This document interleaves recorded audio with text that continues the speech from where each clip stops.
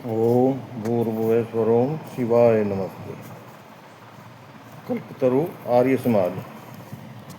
संसारे अस्मिन् विलसतो पुनर्भव्यवेदांशुमाली।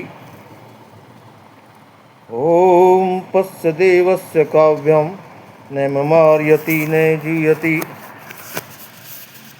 आर्य भद्र पुरुषों, मैं फिर उपस्थित हूँ।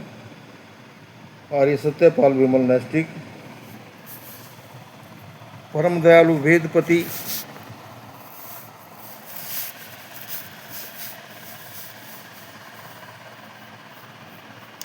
पिता ईश्वर ने अपना वेद भास्कर दिखाने के लिए ज्ञान पर आए अज्ञान की घटाएं इनको मार भगाने के लिए आज के कलयुग में भी मोक्ष सुख को भोग कर वेदोद्धारक महर्षि देवदयानंद जी महाराज की पवित्र आत्मा को भूमंडल पर भेजा।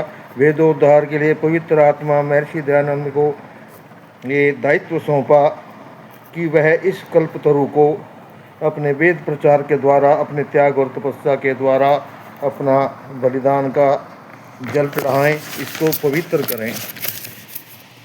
परंतु वेद सूर्य के ऊपर तंद्रा स्वपन अवस्था सा रोग लगा हुआ है। वेदात्मा ईश्वर के और इस कल्पतरु के प्रचार से इसको कल्पतरु को बहुत सींचा। महर्षि दयानंद जी महाराज ने बहुत संघर्ष किया और इस कल्पतरु को स्थापित करके विश्व का उपकार करने का अपना निश्चय किया। परंतु अभी ये हम लोगों के ऊपर है कि हम इस प्रकार से अपना उत्तरदायित्व कैसे निभाते हैं। आपके पास बहुत कुछ है वृतों असुरों से युद्ध करने के लिए, वृतासुर संग्राम में विजय पाने के लिए अपने तर्क रूपी शस्त्रों से भरसक यत्न किया, सफल भी हुए, लेकिन अपने प्रमादी अनुयायियों के कारण इसके पतन का रोग लग गया है। हम आर्य तंद्रा में डूबे होकर कर्तव्य विमुख हो गए हैं। आपके पास तो महर्षि के तर्क शास्त्र के ब्रह्मास्त्र सत्यार्थ प्रकाश के जैसे शस्त्र हैं।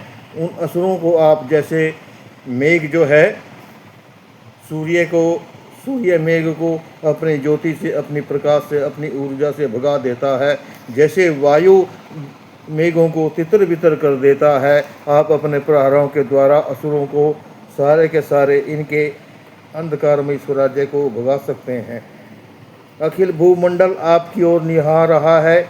आप संगच्छध्वम संवदध्वम एक होकर के ब्रह्मास्त्र सत्यार्थ प्रकाश के वज्र को हाथ में लेकर के इनके असुरी शक्तियों के ऊपर शास्त्रार्थ और शस्त्रार्थ दोनों से आक्रमण करे और भूमि पर, युद्ध भूमि पर कूद पड़ो। सूर्य समान अविद्या मेघ को मारकर विश्व को ज्ञान प्रकाश से प्रकाशित करो।